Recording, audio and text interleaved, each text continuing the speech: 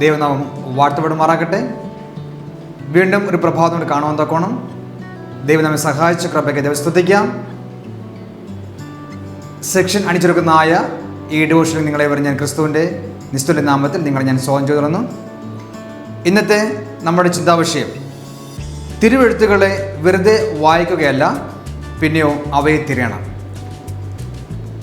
ആധാരവാക്യമായിട്ട് യോഹന്നാൻ 5-ാം അധ്യായം 39-ാമത്തെ വാക്യം, നിങ്ങൾ തിരുവെഴുത്തുകളെ ശോധന ചെയ്യുന്നു, അവയിൽ നിങ്ങൾക്ക് നിത്യജീവനുണ്ട് എന്നു നിങ്ങൾ നിരൂപിക്കുന്നുവല്ലോ, അവ എനിക്ക് സാക്ഷ്യം പറയുന്നു.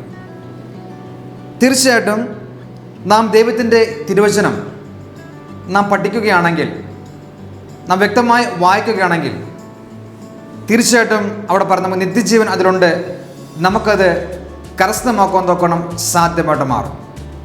ഇവിടെ നമ്മുടെ ഈ ലോകത്ത് നമ്മൾ നോക്കുമ്പോഴത്തേക്ക് അനേക കെട്ടുകഥകളും അനേക ഉപദേശങ്ങളും ധാരാളം ഇന്ന് നമ്മുടെ ഇടയിൽ ഉള്ളതായിട്ട് നമുക്ക് ഏവർക്കും വ്യക്തമായിട്ട് കാണുവാൻ നോക്കണം സാധ്യമായിട്ട് മാറും. എന്നാൽ അതേസമയം ദൈവത്തിൻ്റെ സത്യങ്ങളെ അറിയുവാനും നമുക്ക് ആഗ്രഹമുണ്ട്. ആയതിനാൽ ഈ ജ്ഞാനം ലഭിക്കേണ്ടതിന് നാം ശ്രദ്ധയോടെ അന്വേഷിക്കേണ്ടത് ആവശ്യമായിരിക്കുന്നു.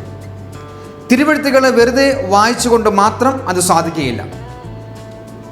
കർത്താവിൻ്റെ വചനം പലപ്പോഴും നമ്മൾ ഒന്ന് വായിച്ച് വിടുക മാത്രം ചെയ്യുന്നുണ്ട്, എന്നാൽ ശ്രദ്ധയോടെ നാം എന്ത് ചെയ്യുന്നില്ല, അത് വായിക്കുന്നില്ല. ഇവിടെ അപ്പോസ്തലപ്രവൃത്തി പുസ്തകം 17-ാം അധ്യായം അതിൻ്റെ 10-11 വാക്യങ്ങൾ വായിക്കുമ്പോഴത്തേക്ക് അവിടെ ഒരു കൂട്ടം ജനങ്ങൾ കർത്താവായ യേശുക്രിസ്തുവിൻ്റെ വചനം അവർ വ്യക്തമായിട്ട് ചിന്തിച്ച് പഠിച്ചതായിട്ട് നമുക്കവിടെ കാണാൻ സാധിക്കും. ആ വാക്യം ഇങ്ങനെ പറയുന്നു. അപ്പോസ്തലപ്രവൃത്തി പുസ്തകം 17-ാം അധ്യായം 10-11 വാക്യങ്ങൾ പറയുന്നു, സഹോദരന്മാർ ഉടനെ രാത്രിയിൽ തന്നെ പൗലോസിനെയും ശീലാസിനെയും ബെരോവയ്ക്ക് പറഞ്ഞയച്ചു.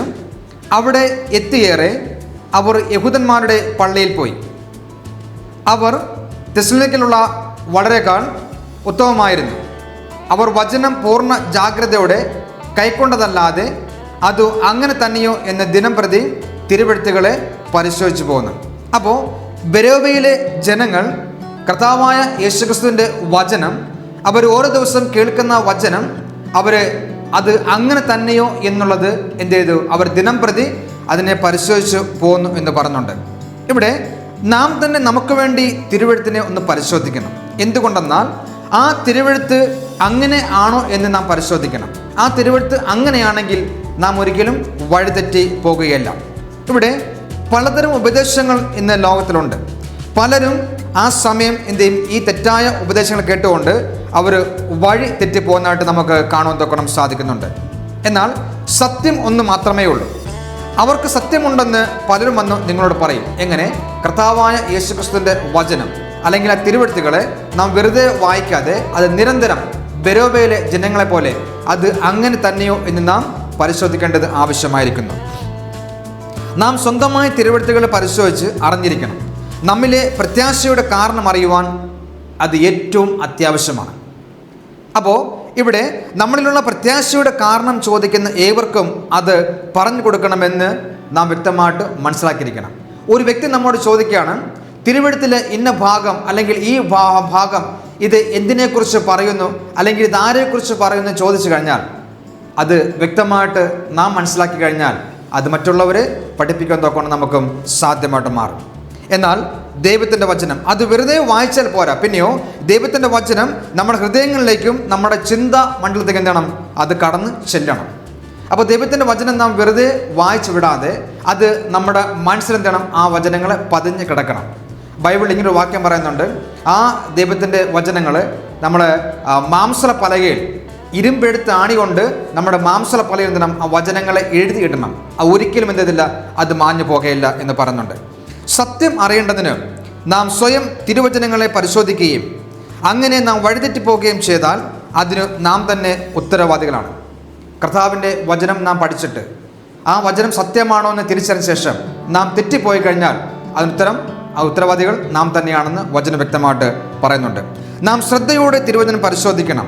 അങ്ങനെ നാം കർത്താവ് നൽകിയിരിക്കുന്ന വ്യവസ്ഥകളെ നമുക്ക് അറിയുവാൻ തൊക്കണം സാധിക്കും. തീർച്ചയായിട്ടും കർത്താവിൻ്റെ വചനത്തിൽ പറഞ്ഞായ ദൈവത്തിൻ്റെ തിരുവെഴുത്തുകളെ നാം വ്യക്തമായിട്ട് വായിച്ച് പഠിച്ച് മനസ്സിലാക്കുമ്പോൾ ആ തിരുവചനത്തിലുള്ള വ്യവസ്ഥകളെ കുറിച്ച് നമുക്ക് പഠിക്കാൻ തൊക്കണം സാധ്യത മാറും. മറ്റുള്ളവർക്ക് നാം പറഞ്ഞു കൊടുക്കുന്നവനും നാം പ്രാപ്തിയുള്ളവരായിത്തീരണം. എന്തുകൊണ്ടെന്നാൽ ഇവിടെ കർത്താവിൻ്റെ വചനം ഇങ്ങനെ പറയുന്നു, കൊയ്ത്തു വളരെയുണ്ട്, വേലക്കാരെ ചുരുക്കം. ഇന്ന് കർത്താവിൻ്റെ വേല ചെയ്യുവാൻ തൊക്കണം. ഇന്ന് കർത്താവിൻ്റെ വേലയ്ക്ക് വേണ്ടി ജനങ്ങളെ കിട്ടാത്തതായ ഒരു കാലഘട്ടമായിരിക്കുന്നു.